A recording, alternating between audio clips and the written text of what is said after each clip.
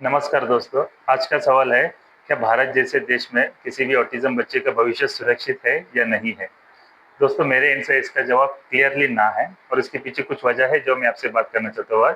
देखिए, आज तक हमारे देश में ये कंफ्यूजन है कि ऑटिज्म का बच्चा एग्जैक्टली किस एज में डिटेक्ट हो सकता है, डिटेक्ट करने वाले मेडिकल स्पेशलिस्ट कौन से हैं, उसको ट्रीट करने वाले स्पेशलिस्ट कौन से हैं, बाद में बच्चे के जो इश्यूज आते हैं यानी कि अलग अलग तरह के बिहेवियरल इश्यूज या अदर पढ़ाई के इश्यूज या स्पीच के रिलेटेड इश्यूज, उसके एग्जैक्टली एक्सपर्ट्स कौन है, उनके हाथ में बच्चे कब जाना चाहिए और उनका इन्वॉल्वमेंट कब होना चाहिए, ये सारी चीजें अभी तक क्लियर नहीं है।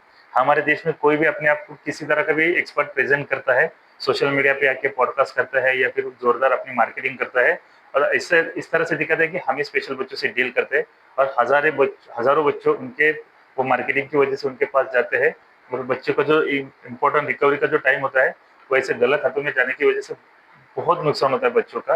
और ये चीजें खुले में हो रही है, फिर भी सरकार के एंड से इसे लेकर कोई स्ट्रिक्ट गाइडलाइंस नहीं है कि नहीं, ऑटिज्म के इस तरह के ही एक्सपर्ट होते हैं, अर्ली स्टेज में बच्चे को इन्हीं एक्सपर्ट के हाथ में जाना चाहिए। अगर इनके अलावा कोई अदर अपने आप को एज अ किसी तरह का एक्सपर्ट बता रहा है तो उसके ऊपर कानूनन या लीगल कार्रवाई होना बहुत जरूरी है, जो होती नहीं है। और सबको पता है दोस्तों कि मोस्ट ऑफ पेरेंट्स को ये एक्सपीरियंस भी है कि थेरेपी का सबसे बुरा एक्सपीरियंस भारत जैसे देश में ही मिलता है। और दूसरी सबसे बड़ी बात कि कई सारे दुनिया के एक्सपर्ट बोल रहे हैं कि ऑटिज्म में अभी तक किसी मेडिसिन का कोई रोल नहीं है, ना ही कोई रिजल्ट मिला है।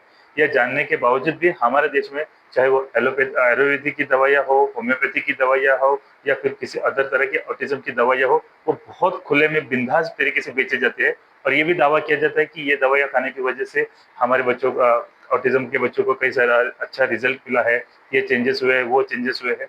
ये खुले में हो रहा है और ये इसकी रिस्पॉन्सिबिलिटी बनती है भारत सरकार की, जो हेल्थ मिनिस्ट्री है, जो स्टेट लेवल की है, सेंट्रल लेवल की हेल्थ मिनिस्ट्री है, अगर आयुष मंत्रालय है, ये सामने से एक बार आके क्लियरली लोगों को बताना चाहिए कि नहीं, इस तरह की मेडिसिन काम करते हैं या नहीं करते हैं, करते हैं तो कितना करते हैं, किस चीजों में करते हैं, और नहीं कर रहे तो किस तरह का इनका साइड इफेक्ट्स वगैरह है, या फिर ये चीजें सही है या गलत है, ये ओपनली आके बताना चाहिए ताकि जो हजारों लाखों बच्चे को पेरेंट्स है वो एक बार एग्जैक्टली उनके क्लियर हो जाए कि क्या सच है क्या झूठ है।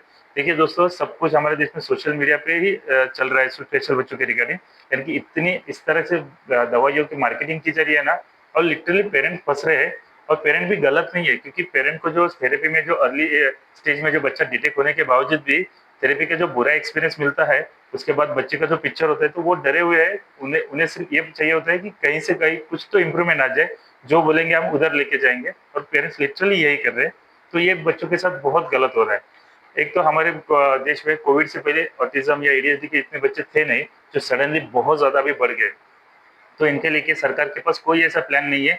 जब ये बच्चे आगे चल के 22-25 साल के होंगे तो इनकी नौकरियां कैसे रहेगी, उनका उन्हें या नौकरियां मिलेगी या नहीं मिलेगी, अगर उन्हें नौकरियां देनी है तो किस कैटेगरी में होनी चाहिए, क्या वो सर्वाइवल जॉब में करेंगे या नहीं करेंगे, इसका कोई प्लान नहीं है। आज भी हमारे देश के लाखों बच्चे ऐसे हैं कि जो छोटे बच्चे की जो लिटरली स्कूल के लिए तरस रहे हैं। कई सारे पेरेंट इस स्कूल से उस स्कूल, उस स्कूल से इस स्कूल में दौड़ रहे हैं। कई सारी जगहों पे तो शैडो टीचर की डिमांड होती है, जो पेरेंट्स के बजट में नहीं बैठती है, फिर भी वो कैसे वैसे मैनेज कर रहे हैं। और जो सरकार की जो खुद की गवर्नमेंट की स्कूल है, जो स्पेशल बच्चों के लिए जिस तरह की उन्हें फैसिलिटी होनी चाहिए, वो है नहीं। तो जाहिर सी बात है, पढ़ाई को भी लेकर सरकार के इनसे कोई स्ट्रिक्ट रूल्स नहीं है कि बाबा हाँ, ये इस तरह के अगर स्पेशल बच्चे पढ़ रहे हैं तो इनकी पढ़ाई को लेकर हम इस तरह का एक स्ट्रक्चर बनाते हैं, या फिर एक इस तरह का रूल्स निकालते हैं, बच्चों के किसी भी स्पेशल बच्चों को स्कूल एडमिशन के लिए दिक्कत नहीं आएगी। अनाउंसमेंट तो बहुत सारे होते हैं दोस्तों, लेकिन जो ग्राउंड लेवल की रियलिटी है वो बहुत अलग है। आज भी आप आसपास देखोगे तो कई सारे बच्चे स्कूल के लिए स्ट्रगल कर रहे हैं, उनके पेरेंट्स को भी बहुत तकलीफ होती है कि उनके बहुत सारी चीजें उनके बजट में नहीं है, फिर भी वो कैसे कैसे मैनेज कर रहे हैं, लेकिन इसका कोई बेनिफिट्स नहीं मिल रहा है। आगे चल के बच्चे की पढ़ाई कैसी होगी, क्या होगी, किसी को कुछ आइडिया नहीं है। ये सब यानी कि सब कुछ राम भरोसे चल रहा है। तो ये बहुत गलत है दोस्तों। अब आप सोच सकते हैं कि जिस देश में अर्ली इंटरवेंशन कब करना है या फिर थेरेपी किसके हाथ में देनी है, बच्चों की स्कूल को लेकर क्या पॉलिसीज होनी चाहिए, उनको आगे चल के किस तरह की नौकरियां ये होनी चाहिए, तो इसका कोई प्लान नहीं है। ना ही उनका रिटायरमेंट कैसे हो जाएगा, इसका कोई दिक्कत, यानी कि इसे लेके कोई रूल्स रेगुलेशंस कुछ भी नहीं है सरकार के एंड से।